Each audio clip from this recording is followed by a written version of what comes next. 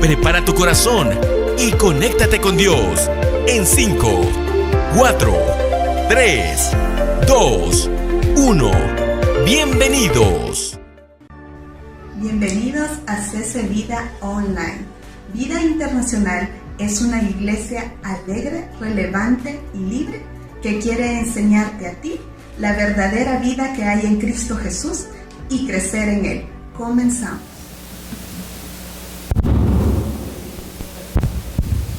Ok, buenos días a todos, Dios les bendiga. Amén. Todos bienvenidos esta mañana. Estamos, creo yo, algunos aquí que ya fueron a votar. ¿Cuántos ya fueron a votar? Solo, 2, 3. Ok. Sí, así vi. Eso es bueno. Bueno, al salir de aquí, va y vota. Amén. Precisamente algo de eso vamos a platicar. Voy a ser breve. Primero Dios. Oramos. Padre, te damos gracias esta mañana, Señor, por traernos a tu casa. Gracias por la bendición de estar aquí, Señor. Gracias por tu bondad que se renueva de día en día. Y este día, Señor, que hemos podido tener la bendición de adorarte aquí en familia, en tu casa, también queremos rogarte que tú nos hables, que tú traigas la luz que necesitamos hoy a nuestra vida. Padre, te suplicamos que esta sea una mañana en que nos encontremos de frente con tu voluntad, que tu Espíritu Santo traiga la iluminación necesaria, Señor, en el nombre de Jesús. Recibimos todo lo que tú tienes para darnos hoy. Gracias, amén y amén. Ok. Estamos en esta serie que hemos llamado La Resistencia, que solamente va a durar un domingo más. Y esta mañana quiero hablar sobre la voz profética del siglo XXI. Mire para acá, pues. Hay después consultas por quién va a votar. Hoy, este día de elecciones, el clima electoral en nuestro país está controvertido. Usted sabe que en este país bendito vivimos en elecciones, en campaña electoral, prácticamente todos los años, ¿verdad?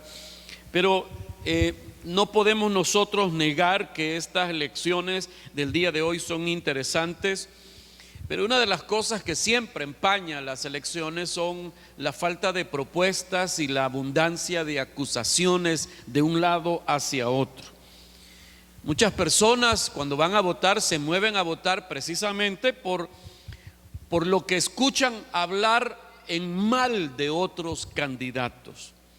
Nosotros estamos aprendiendo y en esta iglesia nos hemos tomado el tiempo ya desde hace 2 años y medio por ahí, que enseñamos una serie que se llamaba Yo Soy Samuel. ¿Cuántos estuvieron en ese tiempo? Quiero ver, hay algunos todavía. Ok. La idea es que a partir de allí comenzáramos nosotros a aprender a tomar las decisiones no originadas, hablo de las decisiones electorales, no originadas en el resentimiento, no originadas en el deseo de venganza, no originadas en la simpatía política, sino que nos convirtiéramos en una clase de ciudadanos que aprende a razonar su voto y todavía ir más allá, aprende a consultar a Dios por quién votar. No estamos, mejor dicho, estamos aprendiendo a no votar basados en las apariencias que un candidato X nos pueda presentar estamos aprendiendo a tomar las decisiones electorales por la clara guía de Dios y su palabra. Ya le dije, hace sí un par de años hablamos de una serie, nos tomamos el tiempo de hablar sobre una serie que llamamos Yo Soy Samuel. Y como le dije, algunos entenderán de lo que hablamos, otros todavía no entenderán. Por eso es que esta mañana me voy a tomar el tiempo para explicar toda la serie en 3 puntos. Así que es pertinente, no se preocupe, ¿verdad? De todos modos, cierran a las 5 los centros de votación, ¿verdad?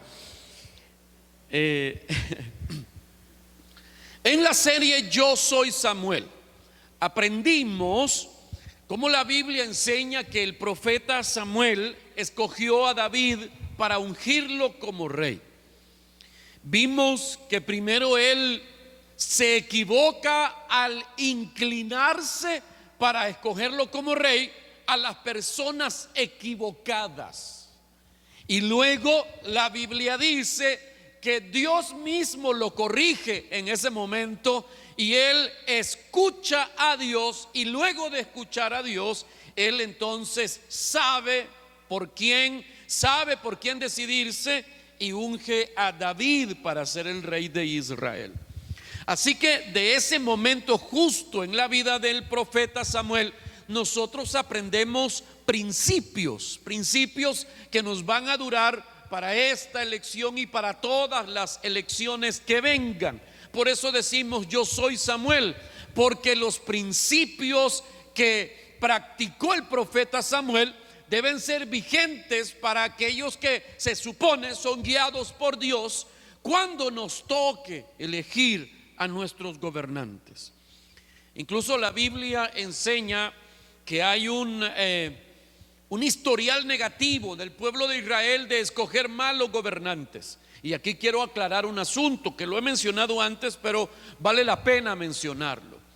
Hay una parte de la iglesia evangélica que cree que no es tan relevante por quién usted vota, porque dicen ellos, Dios pone y quita reyes. Y cuando ellos dicen Dios pone y quita reyes, están citando unas palabras textuales de la Biblia que dice claramente que Dios es el que muda los tiempos y es el que pone y que quita los reyes. Entonces interpretan esa parte de la Biblia como Dios es al final quien va a poner a los gobernantes en El Salvador, por ejemplo. Pero hay que analizar algo importante. Dice la Biblia que Dios pone y quita reyes. Quiere decir que habla de una monarquía. Nosotros no vivimos en una monarquía, vivimos en una democracia. En una monarquía Dios escogía quién y de quién iba a venir la estirpe para escoger a los reyes. Así que Dios en Israel se inclina primero en su corazón, Él se inclina por la tribu de Judá, y a partir de allí todos los siguientes reyes tenían que ser de la tribu de Judá. ¿Quién decidió eso? Lo decidió Dios en un tiempo específico, para un momento específico, para una nación en específico. Así que ese texto de manera específica se refiere a Israel y a la monarquía. No tiene nada que ver con la democracia y no tiene nada que ver con este tiempo y todas las naciones democráticas que eligen los pueblos a sus gobernantes. De hecho, incluso en el tiempo en que era Dios quien decidía quién iba a ser el siguiente rey, al pueblo de Israel le valía la opinión de Dios, y ellos escogieron en algunas ocasiones sus propios gobernantes. De hecho, ¿se acuerda usted de Saúl? El rey Saúl, Dios lo avaló. Dios puso a ese hombre como rey porque estaba avalando el deseo de un pueblo que estaba pidiendo algo fuera de tiempo. El rey Saúl es una excepción en el reinado de Israel, una cosa muy mala. De hecho, la monarquía en Israel comenzó con el pie izquierdo a causa del rey Saúl. Pero quiero que vean lo que la Biblia dice acerca de esas malas decisiones de Israel. En el libro de Oseas, capítulo 8, el versículo 4, dice la Biblia: ellos establecieron reyes, pero no escogidos por mí. Constituyeron príncipes, mas yo no lo supe. De su plata y de su oro hicieron ídolos para sí, para ser ellos mismos destruidos. Así que Oseas, Dios a través del profeta Oseas, está acusando al pueblo de Israel de que ellos escogieron reyes que Dios no había escogido. Pusieron como reyes a hombres que no habían sido dictaminados por Dios. ¿Qué quiere decir esto? Para ellos específicamente es que ellos pusieron el rey sin tomar en cuenta que Dios ya había establecido quiénes iban a ser los reyes, de qué familia venían los reyes y cómo era la sucesión en la monarquía. O sea, el hijo mayor tomaba el trono cuando su papá, el rey, moría. Pero hubo una suerte de revoluciones y de impostores que Israel ponía como reyes, y Dios está diciendo aquí esas cosas precisamente. Pero si lo queremos, voy a decir, interpretar para nuestro tiempo, el texto nos está queriendo decir que muchas veces nosotros también decidimos sin consultar a Dios cuando se trata de poner gobernantes en nuestro país. De hecho, ¿cuántos de nosotros con conciencia, no sé cuántos tienen ya 5 veces o 5 tiempos de haber elegido, cuántos han votado en 5 elecciones consecutivas, por lo menos, quiero ver, presidentes, diputados, alcaldes, bueno, la mayoría aquí, hay gente vieja, ¿verdad? Bueno, ok. Entonces, mire pues, ¿cuántos de nosotros a conciencia podríamos decir: yo cada vez que he votado he orado mucho para que Dios me dirija? ¿Cuántos de nosotros? No levante la mano. Pero la mayoría de nosotros no oramos a conciencia porque pensamos en elegir a nuestros gobernantes por otras razones, no por las razones divinas. No le preguntamos a Dios, no buscamos a Dios, escogemos según nuestros propios criterios. Así que estamos aprendiendo, en esta iglesia estamos aprendiendo a orar por nuestra nación y a orar por nuestros gobernantes, tal como lo enseña la Biblia. La Biblia enseña que Dios le dijo a su pueblo, y ahora ese pueblo somos nosotros: ora por la ciudad a donde el Señor te envíe, porque en el bienestar de la ciudad está tu bienestar. Así que Dios nos manda a orar por nuestras ciudades, por nuestros países. Y la Biblia dice que debemos orar por los que están en eminencia, dice, por los que nos gobiernan, para que podamos vivir, dice, quieta y reposadamente. Así que la Biblia nos manda a orar por nuestra nación y por nuestros gobernantes. Quiere decir que si Dios nos manda a orar por ellos, significa que la oración funciona. Diga conmigo: la oración funciona.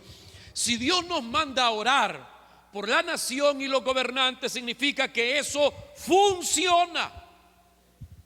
Escucho a tanta gente burlarse de esta actitud de la iglesia de orar por los gobernantes, y veo a mucha gente burlándose, y le voy a decir algo: no estamos nosotros para pelear, mucho menos en las redes sociales, con la gente que piensa de esa manera. La Biblia dice que al burlador, si usted trata de orientarlo, se volverá en tu contra, y justo es lo que pasa. Y el siervo del Señor no debe ser peleonero. ¿Cuántos dicen amén a eso? Es que así dice la Biblia.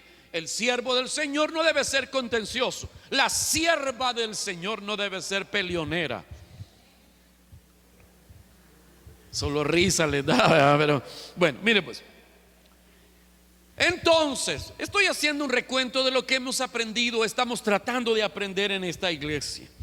Necesitamos entender: Dios no va a poner a los presidentes del Salvador, Dios no va a poner a los diputados del Salvador. Dios le da a su pueblo la sabiduría para poder decidir quiénes. En la democracia el pueblo decide. Así que nos toca a nosotros decidir, y a veces cuando decidimos mal, culpamos a Dios. Dios quería, ¿y qué vamos a hacer? Dios lo puso ahí. Y no somos responsables de nuestras decisiones. Necesitamos que Dios nos guíe. Diga: Dios, guíame. Diga eso: Dios, guíame. Dios, guíanos, guíanos. Ok. Como iglesia debemos tomar o retomar nuestro papel como los profetas de esta sociedad. Quiero aclarar que cuando hablo de esto, no estoy hablando de necesariamente el profeta que tradicionalmente tenemos en la mente nosotros, esa persona mística que pasa en ayuno, que solamente vive orando, que se dedica a eso. En muchas ocasiones son falsos profetas. ¿Aló? ¿Nunca le ha profetizado a alguien así que dice el Señor tal cosa y no pasa eso? O esos profetas que solo te dicen: orá por el cheque, dice el Señor, orá por el viaje. Bueno, no hablemos de eso, pero no me refiero a eso. Cuando hablamos de profeta,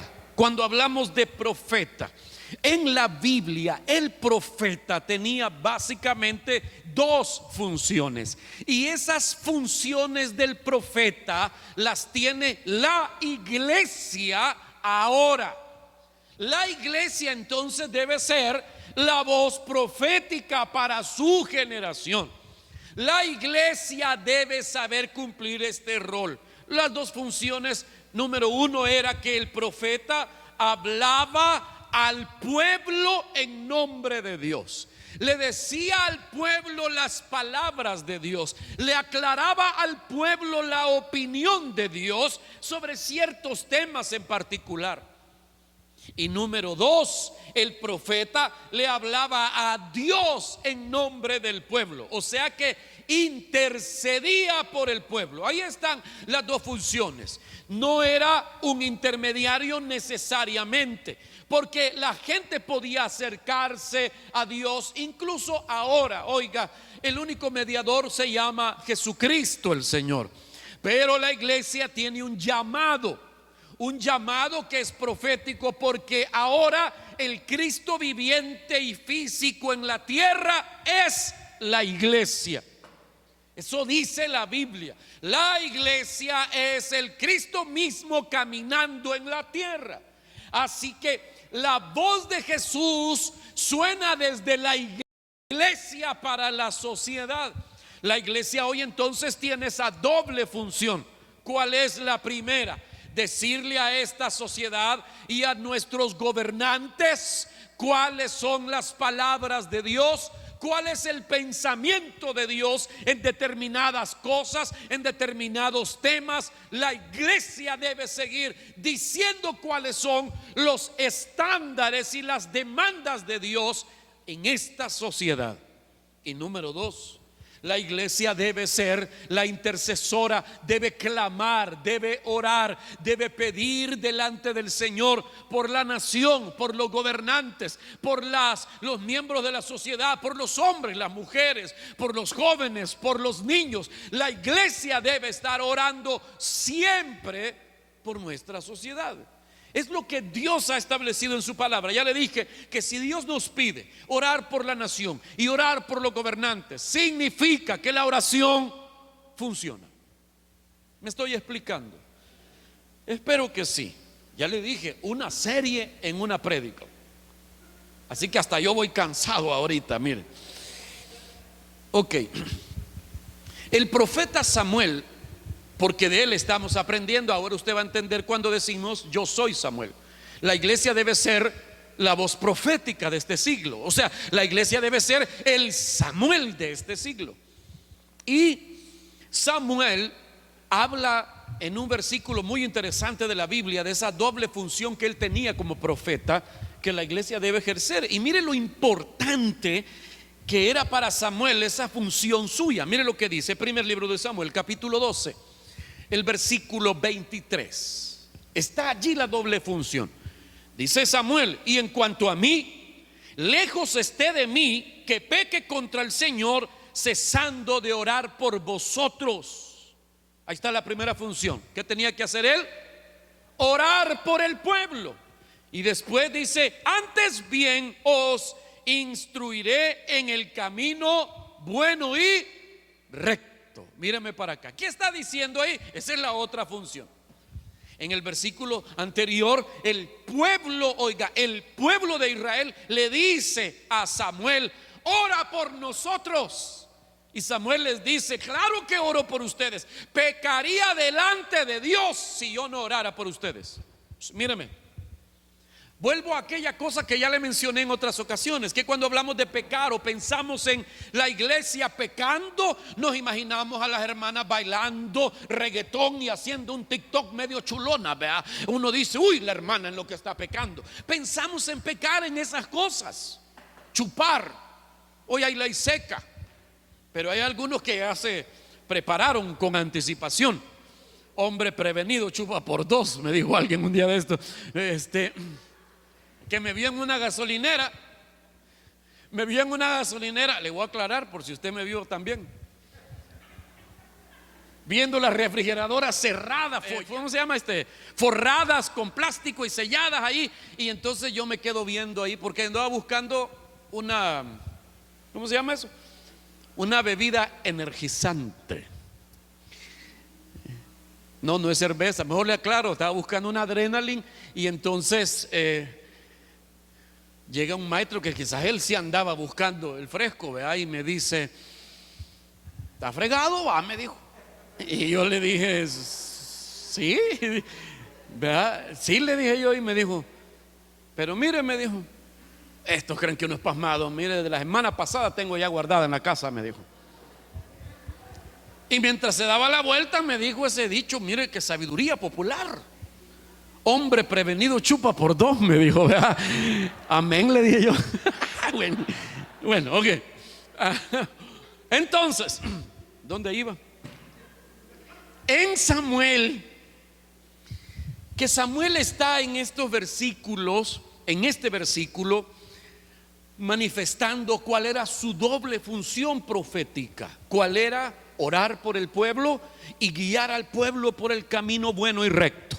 Míreme. Si la iglesia de este tiempo tiene que ser la voz profética de este siglo, si la iglesia, y no hablo solamente del Centro Cristiano Vida, hablo de la iglesia cristiana en general en este país, la iglesia es la voz profética de Dios para nuestra sociedad. Debe hacer esas dos cosas: debe de interceder, clamar, orar por la nación, y debe de anunciar la verdad de Dios para guiar a los ciudadanos y a los gobernantes por el camino bueno y recto.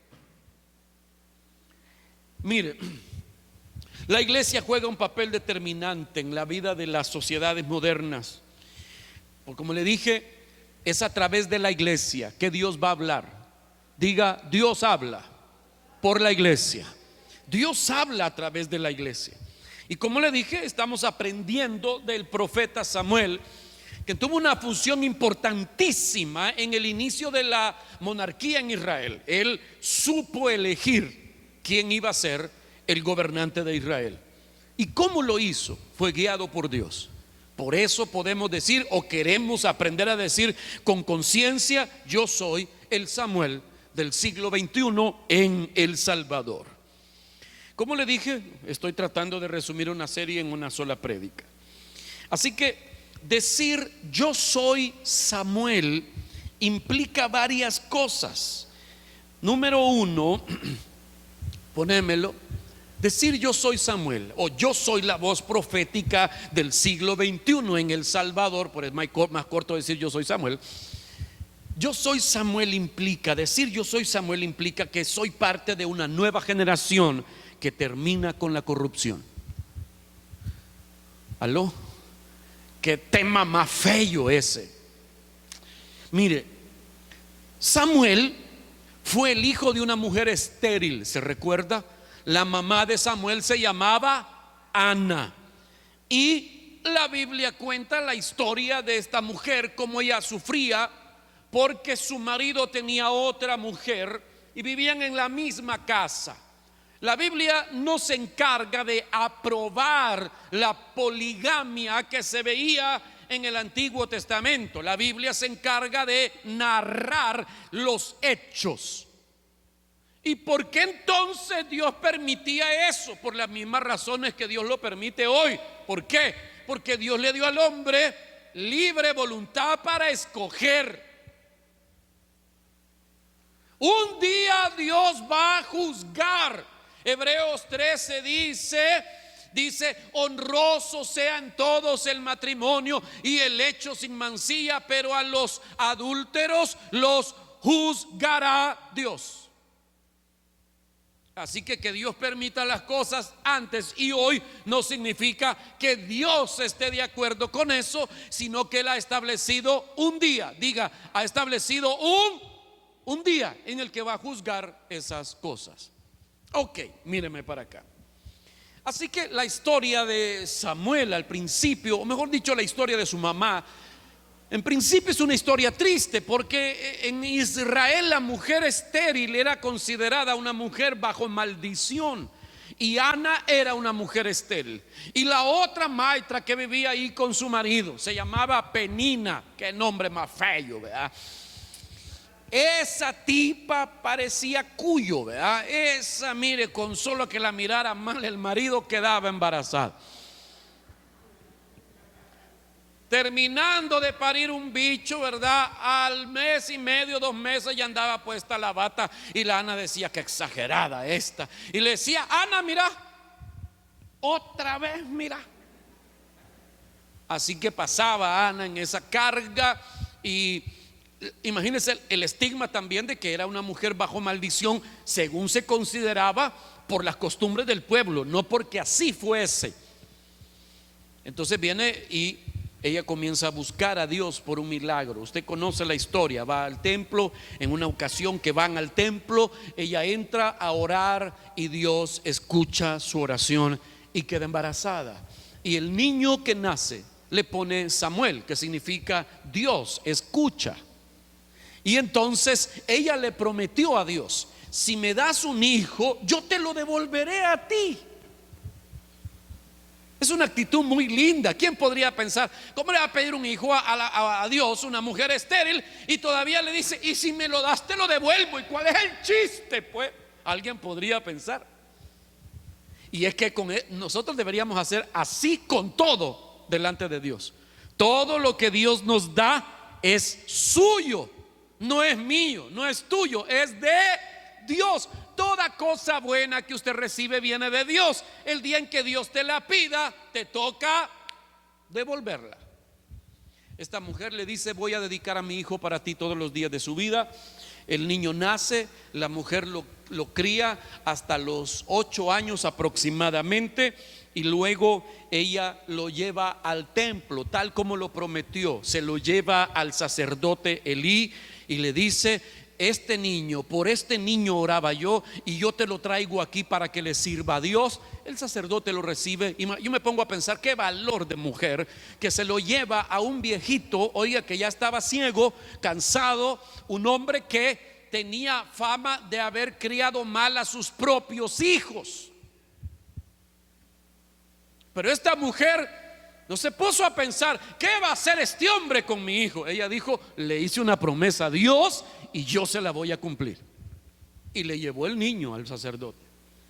Y usted sabe la historia. En esos días la Biblia dice que la corrupción de los gobernantes había rebalsado la nación. Tanto así que la Biblia dice que aún el sacerdote, el sumo sacerdote y los hijos del sumo sacerdote, hasta en el templo habían llevado la corrupción también. Así que ahora surgiría una nueva generación con Samuel, una nueva generación que acabaría con la corrupción. En medio de toda esa suciedad Llega Samuel y las primeras noches que él está en ese templo, Dios comienza a hablarle. Se recuerda esta famosa historia de que es de noche, Samuel está durmiendo en su cuarto, el sumo sacerdote Elí está en su habitación, y cuando ya están por dormir, dice la Biblia literalmente estas palabras: y antes que la lámpara de Dios fuese apagada, Dios le habló a Samuel. Samuel. Y el niño se despierta y él dice: el sacerdote me habla. Y entonces sale Chuña, me imagino, se oían los carcañalitos en el pasillo, ¿vea? Llega y abre la puerta, el sumo sacerdote ya está dormido y le dice: me hablaba, Señor. Y el maestro le dice: no, anda, acostate, niño. Y él se va a acostar. Después Samuel vuelve a escuchar: Samuel. Y él se levanta, vuelve a correr y le dice al sacerdote: me hablaba, Señor. Y le dice: no, anda, acostate. Y luego vuelve una tercera vez. Y entonces el sacerdote, en algún momento él había escuchado a Dios, ya no escuchaba a Dios, pero le dice: mira, si la próxima vez oís que alguien te llama, no vengas a mí, vas a decir: habla, Señor, que tu siervo escucha. Él entendió que quien le estaba hablando a ese niño era Dios. A partir de allí, con ese niño comenzó una nueva generación que trajo una limpieza completa a la nación. Con ese niño estaba acabando una generación corrupta. Así que decir yo soy Samuel implica que nosotros seamos una generación que acabe con la corrupción. Nos vivimos quejando de los corruptos de este país, pero no hacemos nada. Vivimos quejándonos de los ladrones que han robado la riqueza de la nación, pero no hacemos nada. Peor, seguimos votando por gente así.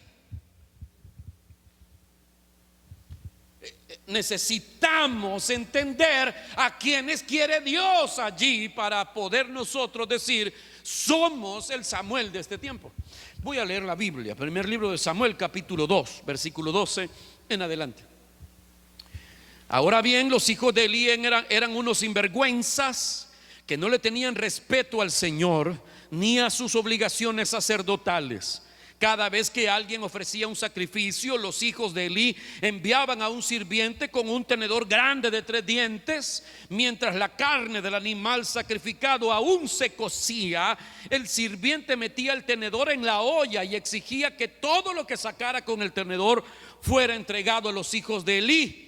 Así trataban a todos los israelitas que llegaban a Silo para adorar.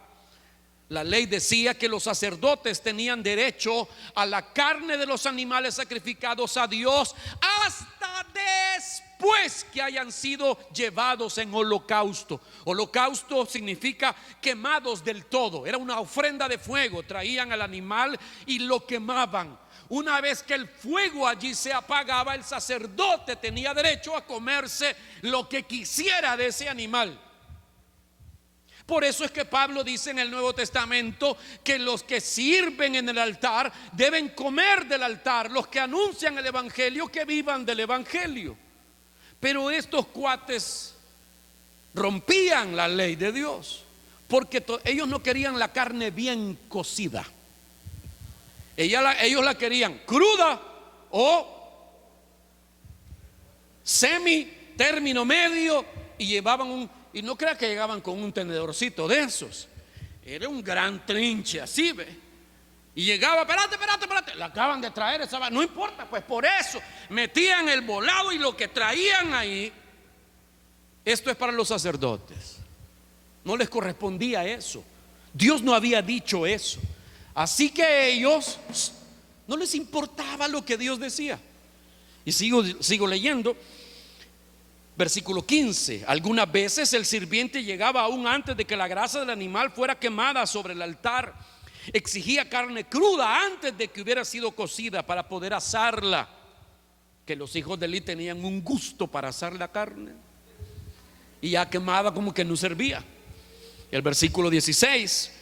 Si el hombre que ofrecía el sacrificio respondía: toma toda la que quieras, pero solo después de quemarse la grasa, el sirviente insistía: no, dámela ahora o la tomaré por la fuerza.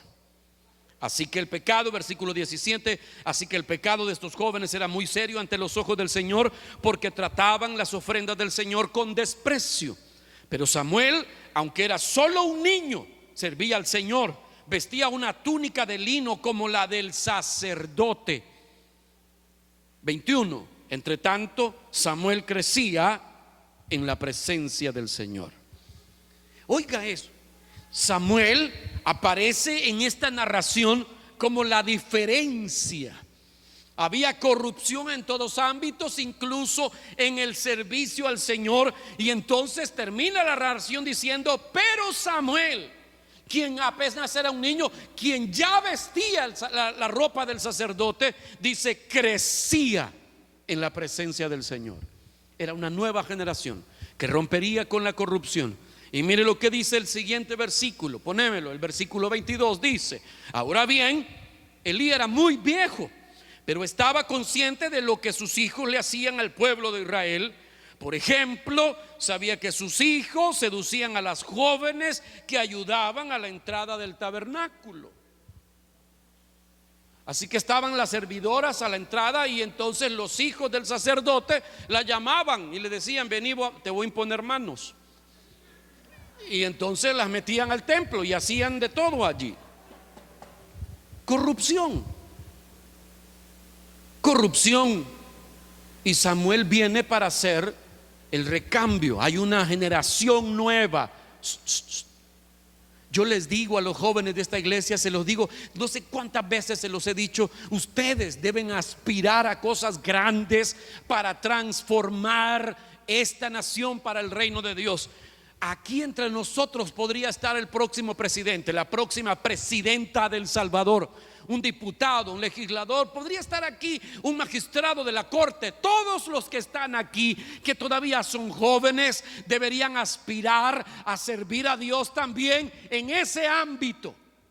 La iglesia debe estar involucrada, oiga, en la política.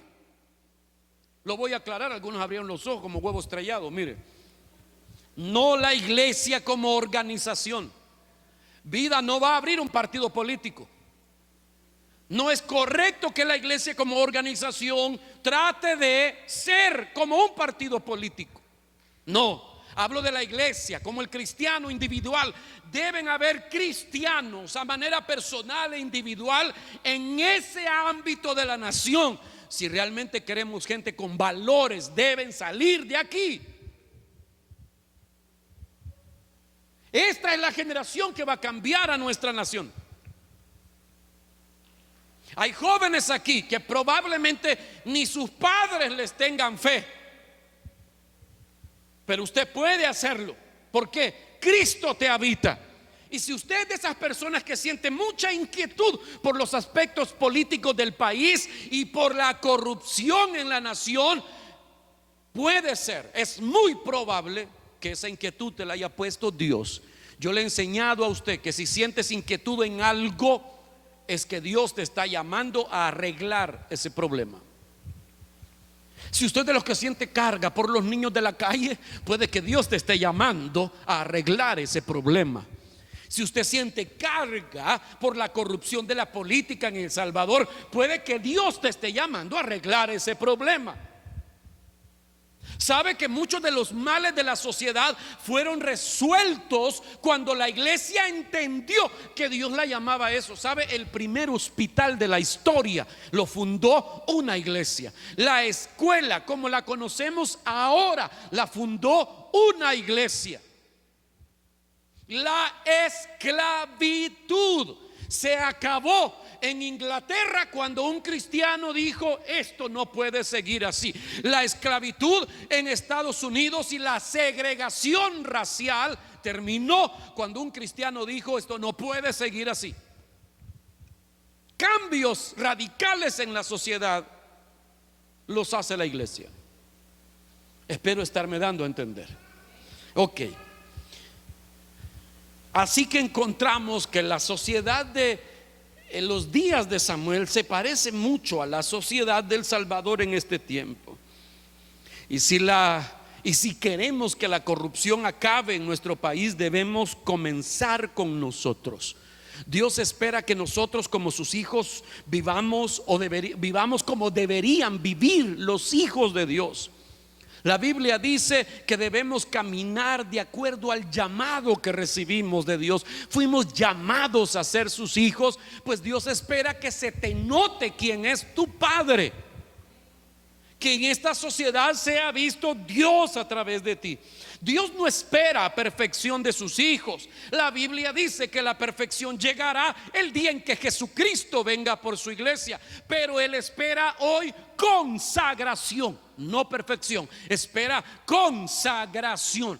¿Y qué es consagración? Alguien dirá, consagración es que las mujeres no se pinten. Consagración es que las mujeres no usen pantalones. Consagración es que los hombres se vistan con camisa manga larga, blanquita y una gran Biblia que hasta necesite rodos para ser llevada.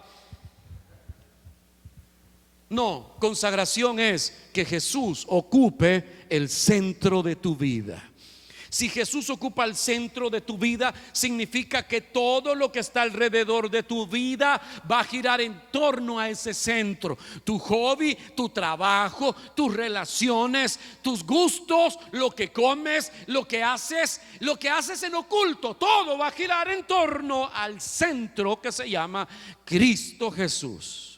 Dios espera que cada decisión que tomemos, la tomemos pensando en: ¿agradará esta decisión al Señor? Así que ya sea que trabajemos, ya sea que estudiemos, ya sea que nos divirtamos, en cualquiera de las cosas que hagamos con nuestra vida, que todas nuestras decisiones y preferencias honren al Señor. Nuestro país necesita una iglesia que realmente ponga a Cristo en el centro. No una iglesia perfecta, una iglesia que ame a Jesús y que lo siga. Amén. Mire lo que dice la Biblia. Primer libro de Samuel, capítulo 2, versículo 27. Cierto día un hombre de Dios vino a Elí. Elí era el sumo sacerdote, y le dio el siguiente mensaje del Señor: cuando el pueblo de Israel era esclavo en Egipto, yo me revelé a tus antepasados. Elegí a tu antepasado Aarón de entre todas las tribus de Israel para que fuera mi sacerdote. Ofreciera sacrificios sobre mi altar, quemara incienso y vistiera el chaleco sacerdotal cuando me servía.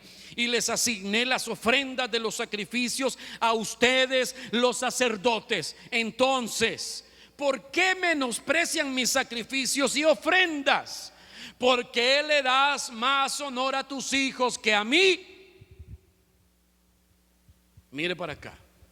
Una de las cosas que le enojó a Dios de Elí fue esto: que Dios lo bendijo, y él, en vez de honrar al Dios que lo bendijo, empezó a honrar las bendiciones que Dios le dio.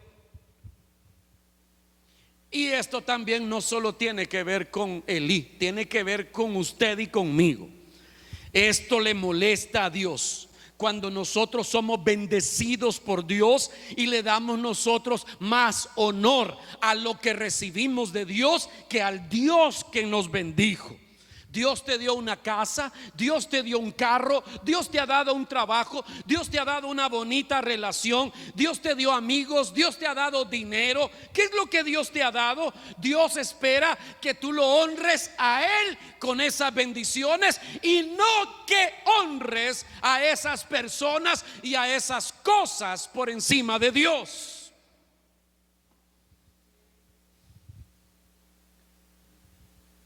Sí, siento que he corrido un gran montón. Cuando Dios te bendice, Él espera que seas consecuente con lo que Él te dio, que seas agradecido y que honres a Dios aún con lo que Él mismo te dio. Como hizo Ana, ¿se acuerda? Ya se lo mencioné. Dios le dio un hijo, ella honró a Dios con su hijo. Perdonen lo que le voy a decir esta mañana, pero aquí viene gente, abunda gente que viene para buscarme cuando no tienen un trabajo. No sabe cuántas personas han venido aquí a pedirme que yo ore por ellos porque no tienen un trabajo y porque tienen compromisos que no han podido cumplir.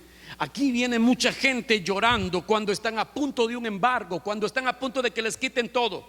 Aquí hay gente que viene llorando cuando su hogar está a punto de hacerse pedazos o cuando su hogar ya se hizo pedazos. Y vienen aquí buscando a Dios, buscándome a mí para que yo los presente delante de Dios.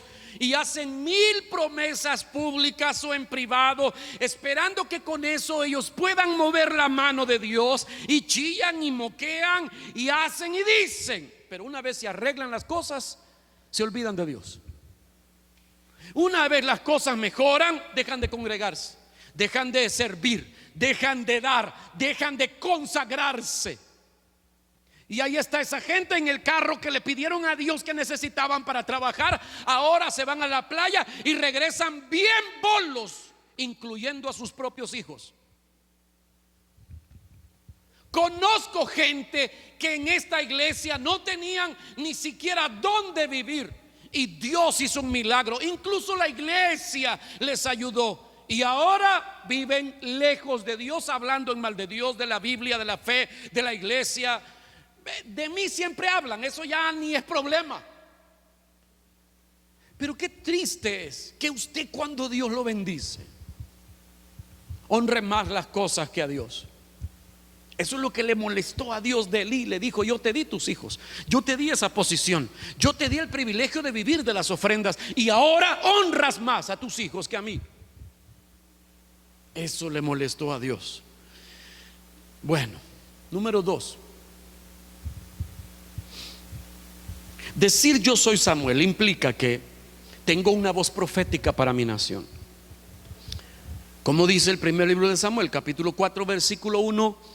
Y Samuel habló a todo Israel. Esta fue la primera vez que Samuel empezó a profetizar. ¿Qué hizo? Dice: y Samuel habló a todo Israel. Ahora el capítulo 7, primer libro de Samuel, capítulo 7, versículo 3 en adelante. Dice la Biblia así, lea conmigo. Entonces Samuel le dijo a todo el pueblo de Israel: si en realidad desean volver al Señor, desháganse de sus dioses ajenos y de las imágenes de Astoret. Tomen la determinación de obedecer solo al Señor, entonces Él los rescatará de los filisteos. Así que los israelitas se deshicieron de todas sus imágenes de Baal y de Astaret y adoraron únicamente al Señor. Note cómo Samuel ejercía su misión profética ante la nación. Él les decía: Dios dice que los va a bendecir si dejan de ser idólatras. Y el pueblo hizo caso y Dios lo bendecía. Nosotros debemos ejercer nuestra función profética donde estemos. Quizá usted no pueda hablarle a los gobernantes, pero usted puede hablarle a sus compañeros de trabajo, usted puede hablarle a sus hijos, usted puede hablarle a sus familiares, a sus amigos. Nosotros somos la voz de Dios en esta generación. Yo soy Samuel es entender, tengo un mensaje que compartir. No solo debo de vivir quejándome de lo mal que está el país, debo ofrecer esperanza, debo hablar las palabras de Dios. ¿Sabe? Le decía hace un momento que la iglesia debe involucrarse en la política, no como institución, sino las personas, los miembros de la iglesia.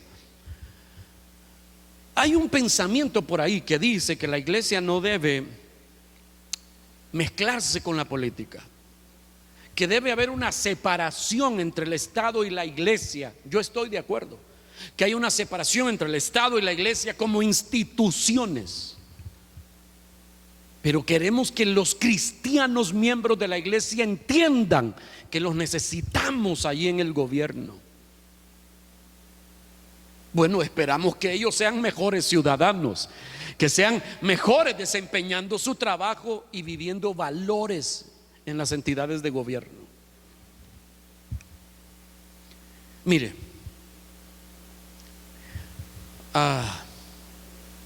sin nombres, voy a contarle algo que creo yo que puede ilustrarnos mejor esto.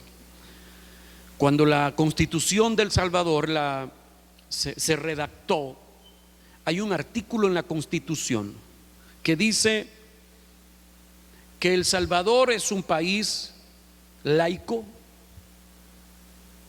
Antes decía, la Constitución decía antes que la religión oficial del Salvador era la religión católica. La Constitución fue reformada y ahora El Salvador es un país laico, y dice la Constitución que El Salvador respeta la libertad de culto. El siguiente artículo dice: El Salvador reconoce la personería jurídica de la Iglesia Católica. Y sigue diciendo el mismo artículo: todas las demás iglesias necesitarán tramitar su personería jurídica para poder ser reconocidas por el Estado. Primero, en el artículo anterior dice de que hay libertad de culto, que no hay preferencias por nadie, y en el siguiente artículo vuelve a poner a la Iglesia Católica, a la que le dan su personería jurídica de hecho, ya no tienen que tramitar nada. Pero todas las demás iglesias, las evangélicas, tienen que depender de si el cuate que está allá en gobernación se le planta a aprobarte la personería jurídica o no. Conozco casos de pastores que llevan años esperando su personería jurídica.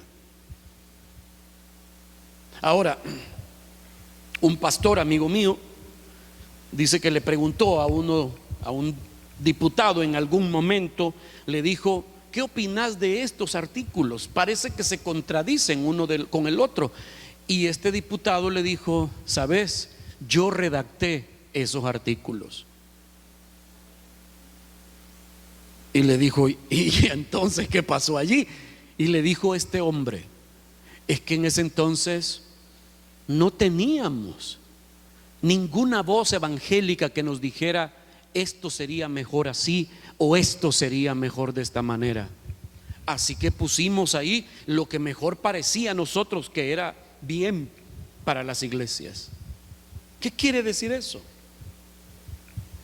Que la iglesia debe tener una voz.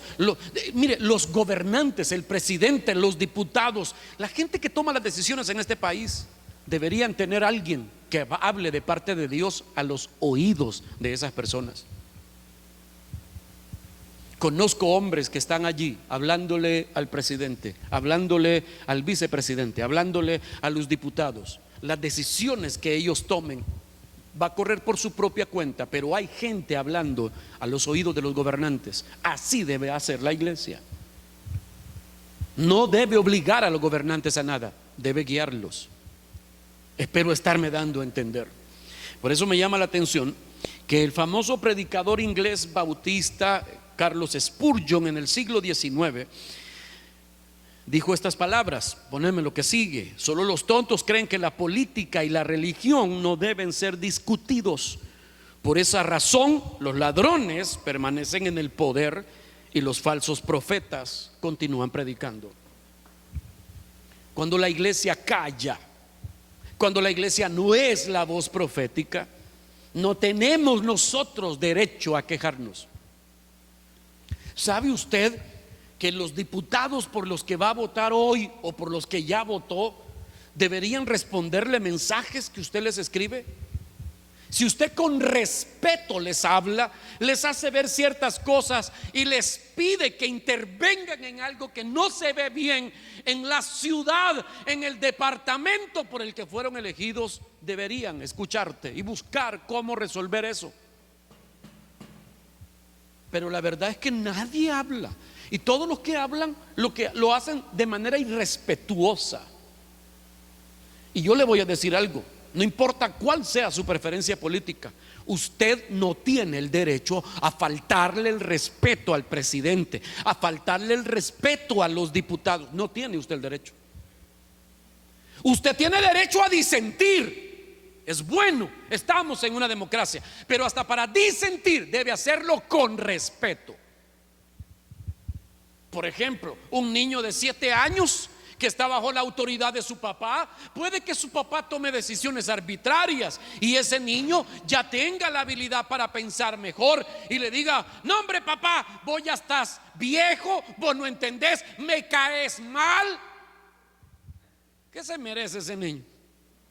Disciplina. ¿Por qué? tiene derecho a disentir, pero no a faltar el respeto. Si le faltas el respeto al gobernante, ya perdiste la razón. Me estoy explicando. Por eso cuando un policía te para, pero él no es el presidente, pero es una autoridad. Cuando el policía te para y quizás te habla de una manera en que vos sabés que es una persona que no estudió mucho, como vos, que tenés una licenciatura, un posgrado, un doctorado, qué sé yo, y cuando el policía te para y te dice algo, le faltás el respeto, lo querés humillar. Está bueno que te lleven 72 horas ahí al 911 por Bayunco. Bueno, si hasta un árbitro de una cancha de fútbol, ¿cuántos jugaron fútbol aquí? ¿Era más respetuoso usted con el árbitro que con el presidente? ¿Era más respetuoso con el árbitro cuando usted estaba jugando? Cuando estaba de aficionado, no, ¿verdad? Claro, hay sus deshonrosas excepciones, pero usted ve cómo se acercan los jugadores al árbitro, hasta con las manos aquí atrás, para que no vaya a malinterpretar que las manos por enfrente son que quiere agredirlo, las manos atrás, y le dicen no, él tuvo la culpa, este se tiró, a este sáquele tarjeta, ¿verdad? Y ahí, con respeto. Ok, ya me voy a ir. La Biblia enseña, ayúdame con el piano, hay que ir a votar. La Biblia enseña que la iglesia es el cuerpo de Cristo. Diga, la iglesia es el cuerpo de Cristo. ¿Qué significa eso? Míreme para acá. ¿Qué significa que la iglesia es el cuerpo de Cristo? Significa que nosotros somos el Cristo visible en esta tierra. Significa que la función de ser sal y luz debemos ejercerla con autoridad, porque la iglesia y Cristo son uno. El que se une al Señor, un espíritu es con Él, dice la Biblia. ¿Qué significa que la iglesia es el cuerpo de Cristo? Significa que debemos decir lo que Cristo dijera en esos momentos en particular. ¿Qué diría Cristo hoy en medio de la política del Salvador? ¿Qué diría Cristo? ¿Qué haría Cristo? Cristo, si manejara en este tiempo, le pasaría pitando la vieja a los del partido contrario mientras aquellos están con su bandera en la acera. ¿Haría eso el Señor?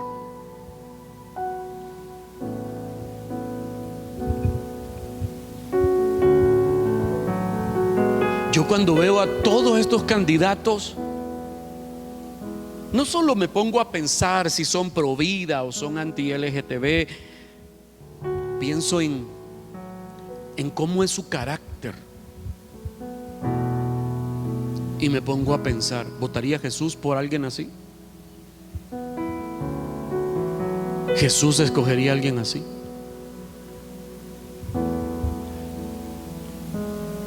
No estoy hablando de atacar, míreme, a los que luchan con ciertas condiciones en su vida, adicciones, ciertas inclinaciones sexuales. Debemos mostrarle el amor de Jesús a toda clase de personas, pero cuando toca decidir quién nos va a gobernar, debemos escuchar qué es lo que Cristo elegiría. No estamos hablando de la salvación. Para ser salvos, todos son bienvenidos. Para gobernar, Dios espera que los gobernantes tengan cierto perfil.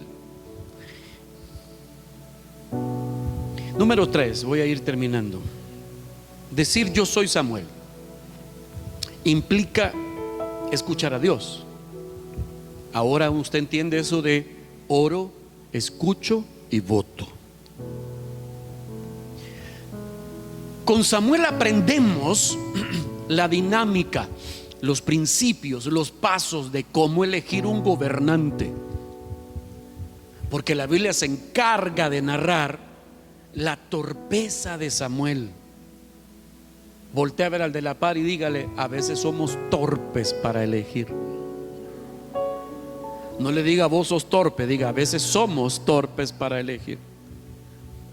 Y la Biblia, por eso es que la Biblia es la palabra de Dios. La Biblia no oculta los errores de los hombres y las mujeres. Si fueran los hombres los que inspiraron la Biblia, no contarían esos errores, solo las cosas bonitas. Pero la Biblia pone a los hombres tal cual son. Y aquí está este profeta, un hombre de Dios, al que Dios le dice: vas a ir a ungir a uno de los hijos de Isaí como rey de esta nación. Y allá va Samuel.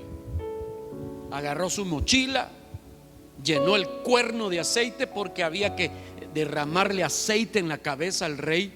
Era un símbolo de que el Espíritu del Señor iba a cubrir y a bendecir el trabajo de ese hombre. Así que llena el cuerno del carnero con aceite, lo tapa, se lo pone en la espalda y va camino. Él dijo: solo a traer voy. Yo soy el profeta del Señor. Vengo a ungir a tu hijo como el rey de Israel. Isaí no cabía y le dice: ¿a cuál?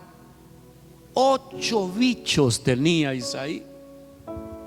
No había Netflix, así que él tenía 8 varones.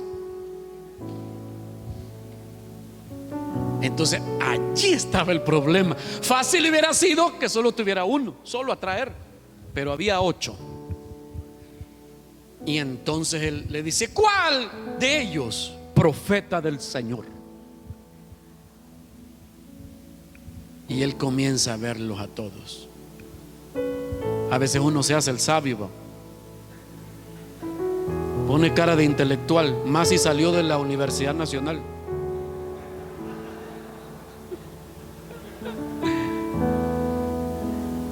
Ahí está Samuel echándose el rollo, todos, y dice que vio a uno de ellos, soldado del ejército de Israel, así cada ñeque ve, marcado el abdomen.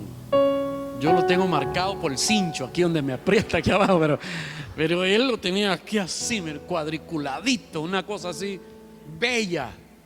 Su barba bien aceitadita, con el camino de Cristiano Ronaldo. Así que cuando Samuel lo ve, dice: no, hombre, este hasta talle de rey tiene. Ya me lo imagino, decía aquel así, ¿verdad? ¿Cómo hacen el? Me lo imagino en la entrevista, me lo imagino ya con la corona montado en el corcel blanco, y a echarle el aceite iba y le dice Dios: ey, ¿para dónde vas? Es que es evidente, Señor, que este es. Y le dice: mira, papito, vos tenés un problema. Vos escoges por lo que ves, pero yo escojo por el corazón. A mí no me importan para nada las apariencias. Leamos primer libro de Samuel, capítulo 3, versículo 7. Quiero que vea cómo Dios comenzó a hablarle a Samuel. Ya vamos a llegar a eso otro. Samuel todavía no conocía al Señor, porque nunca antes había recibido un mensaje de él. Así que el Señor llamó por tercera vez, y una vez más Samuel se levantó y fue a donde estaba Elí. Aquí estoy, me llamó usted. En ese momento Elí se dio cuenta de que era el Señor quien llamaba al niño. Entonces le dijo a Samuel: ve y acuéstate de nuevo, y si alguien vuelve a llamarte, di: habla, Señor, que tu siervo, ¿qué? Escucha. Y el Señor vino y llamó igual que antes: Samuel, Samuel. Y Samuel respondió: habla, que tu siervo escucha. Antes de hablar del otro caso, lo primero que quiero que note aquí es que puede que a nosotros nos esté pasando lo de Samuel, que Dios nos esté hablando y nosotros no estemos prestándole atención. ¿Aló? Puede que Dios ya te haya dicho: esta persona no, este lugar no, esta decisión no, y vos seguís haciendo lo que te da la gana. La Biblia dice Dios siempre nos habla, pero nosotros no le prestamos atención. Así que Samuel no sabía, no entendía, así que Dios ya le estaba hablando y él no había prestado atención. Esta vez dice: habla, Señor, que tu siervo ¿qué? Escucha. No es lo mismo oír que escuchar. Oír es un acto biológico involuntario. No hay un botón que apague el oído, no hay. Usted escucha porque tiene oídos, porque hay ruido. Escucha los ruidos. Por ejemplo, usted escucha aquí, se supone que me está escuchando a mí, pero usted oye el piano, oye el pedal. Yo oigo el pedal que te aprieta ahí.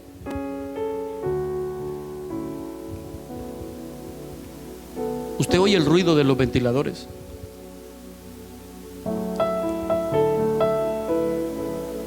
¿Oye el estómago hambriento del que está a la par suya? Bueno, pero escuchar es un acto de la voluntad. Escuchar es enfocar la mente en algo que oís. Se necesita esfuerzo para escuchar. Se supone que usted me está escuchando a mí, aunque hay ruidos que oír. A veces hay cosas que nos distraen, pero Dios ya nos está hablando. Dios le habla a su iglesia, Dios le habla a sus hijos. Ok, así que allá va Samuel, el hombre que escuchaba a Dios. Y mire lo que dice ahora el capítulo 16, primer libro de Samuel. Así que Samuel, como el Señor le indicó, cuando llegó a Belén, los ancianos del pueblo salieron a su encuentro temblando. ¿Qué pasa?, le preguntaron. ¿Vienes en son de paz? Sí, contestó Samuel. Pensaban: Dios está enojado y nos manda al profeta, hoy nos va a llover fuego. Por eso salieron asustados. Y el 5 dice: sí, contestó Samuel, vine para ofrecer un sacrificio al Señor. Purifíquense y vengan conmigo al sacrificio. Luego Samuel realizó el rito de la purificación para Isaí y sus hijos, y también los invitó al sacrificio.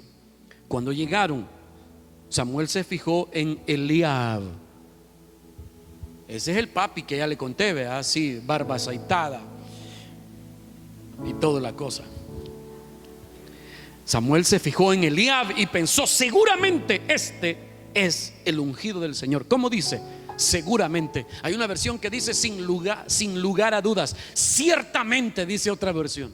O sea, él está diciendo: no hay duda, este es.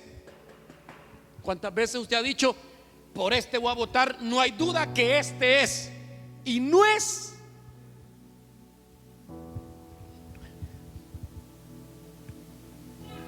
Entonces dice el versículo 7: pero el Señor le dijo a Samuel: no juzgues por su apariencia o por su estatura, porque yo lo he rechazado. El Señor no ve las cosas de la manera que tú las ves. La gente juzga por las apariencias, pero el Señor mira el corazón.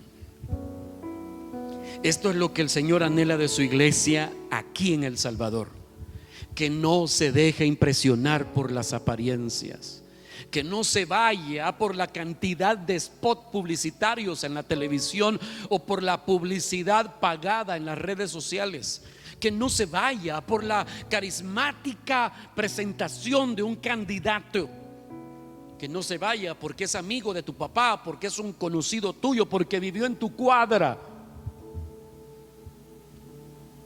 Aquí hay algo que nosotros hemos venido diciendo, y aquí es donde aprendemos nosotros a decidir correctamente.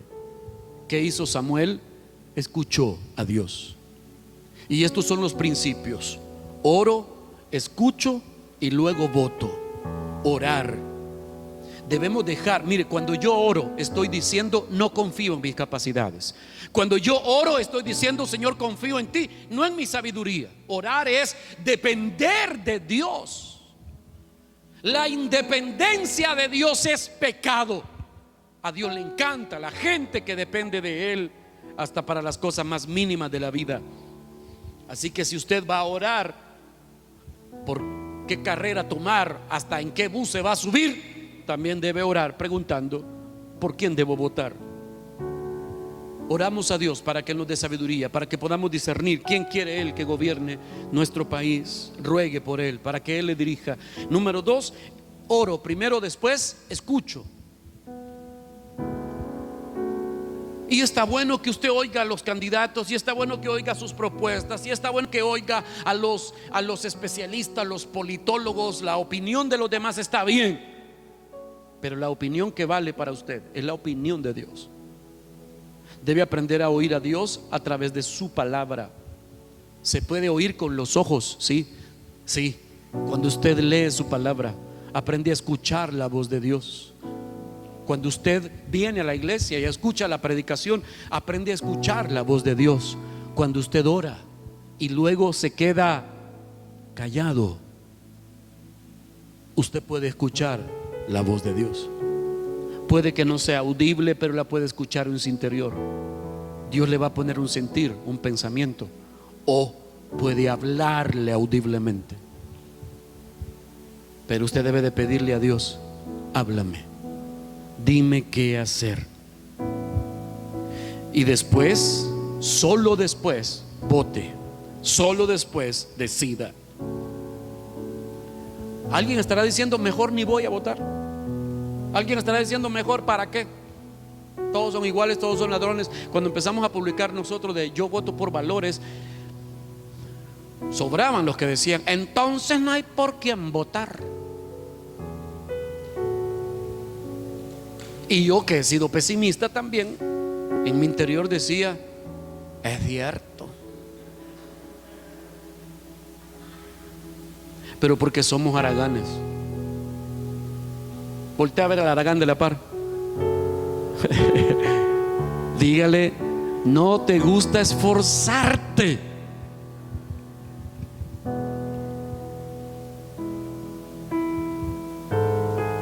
Nosotros hicimos una lista. Yo le prometí a usted que íbamos a hacer eso para ayudarle, pero puede que al final usted decida votar por otra persona que no está en esa lista. Usted es libre de votar por quien usted quiera, pero por favor considere a Dios cuando tome la decisión. Nosotros hicimos una lista donde poníamos en esa lista las personas que expresaron claramente que no estarían a favor de la agenda progresista. ¿Cuál es esa agenda? La que pretende despenalizar el aborto, aprobar los matrimonios igualitarios, incluso que las personas de matrimonios igualitarios o homosexuales puedan adoptar niños, que la ideología de género se enseñe en las escuelas.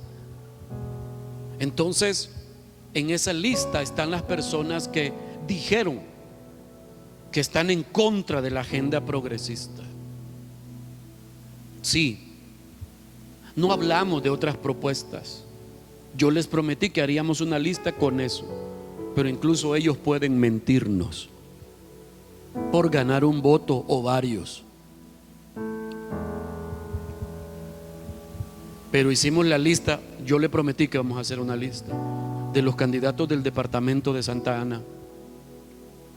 ¿Sabe que una persona de San Salvador me decía: ¿puede conseguirme la de San Salvador?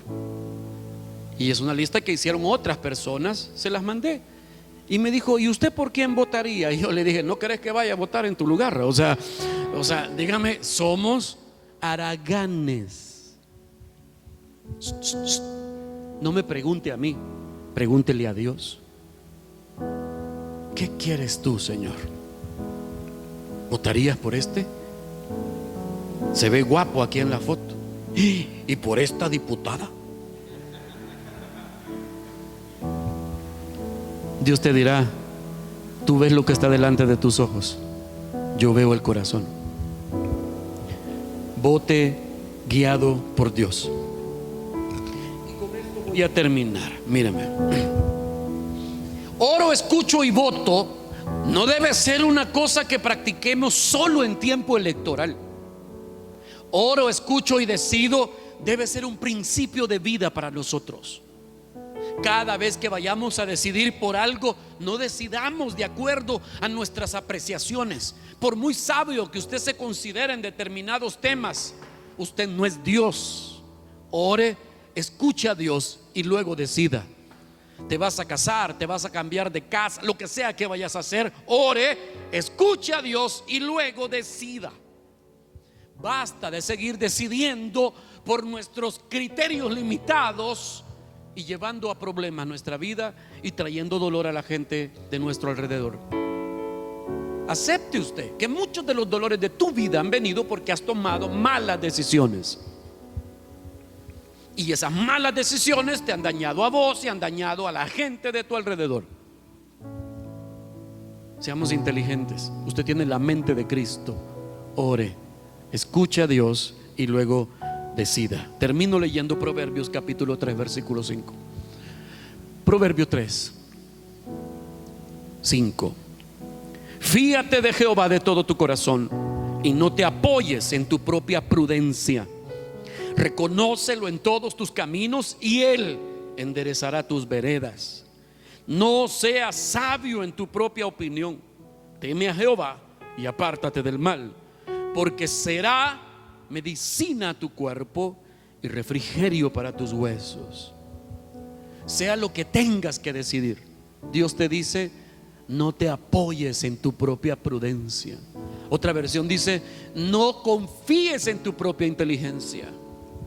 Confía en el Señor de todo tu corazón. Teme a Jehová y apártate del mal. Dios es el que sabe. Oramos, escuchamos a Dios y luego decidimos. Cierre sus ojos ahí donde está. Amén. Padre, en el nombre de Jesús, gracias, gracias. Reconocemos que este momento final es importantísimo, Señor. Y yo te quiero pedir por cada uno de los que están aquí, que nos dirijas hoy a tomar la decisión que a ti te place. No queremos decidir por nuestras apreciaciones, experiencias o conocimientos. Queremos que tú nos dirijas qué hacer.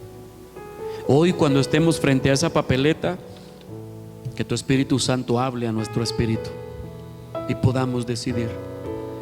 Y no solo aquí con este pequeño grupo de hijos tuyos, sino en toda la ciudad, en todo el departamento, en toda la nación. Háblale a tus hijos, que tu Espíritu Santo les guíe. Que sea tu voluntad la que nosotros llevemos a cabo. Te lo rogamos. Ponemos en tus manos al Salvador. Ponemos en tus manos las decisiones de aquellos que toman las decisiones en este país. El presidente y su gabinete, los diputados, los magistrados de la corte. Te pedimos que tú les dirijas, que acerques a ellos hombres y mujeres que te aman a ti y que escuchan tu voz. Toma el control, Señor, te lo rogamos. No permitas que esta fiesta cívica sea empañada por la violencia de ningún lado, Señor. En el nombre de Jesús. Y ahora también venimos a pedirte que nos dirijas. Aquí hay personas que necesitan tomar una decisión importante hoy, mañana, los próximos días. Que puedan escucharte hablar y que tomen las decisiones basados en la guía clara de tu Espíritu Santo. No queremos seguir cometiendo errores, no queremos seguir tropezando, no queremos seguir equivocándonos. Tú eres nuestro Señor, confiamos en ti y esta mañana ponemos en tus manos nuestra voluntad, nuestra capacidad de decidir. Hemos llegado al final de esta transmisión. Esperamos que el mensaje haya sido edificante para tu vida. Te invitamos a seguir pendiente de nuestras futuras transmisiones por medio de nuestros canales oficiales, nuestra fanpage y nuestro canal de YouTube. También te recordamos que estamos acá para ti. Queremos apoyarte, queremos estar en tu vida. Si tienes alguna necesidad, quieres entregarnos tus peticiones o conversar con nosotros, no dudes por favor en escribirnos Y si quieres también colaborar con nuestro ministerio, puedes hacerlo también a través de nuestra página enviando un mensaje. Te recordamos que este ministerio necesita mucho de tus oraciones. Recuerda orar por nosotros. Que Dios te bendiga.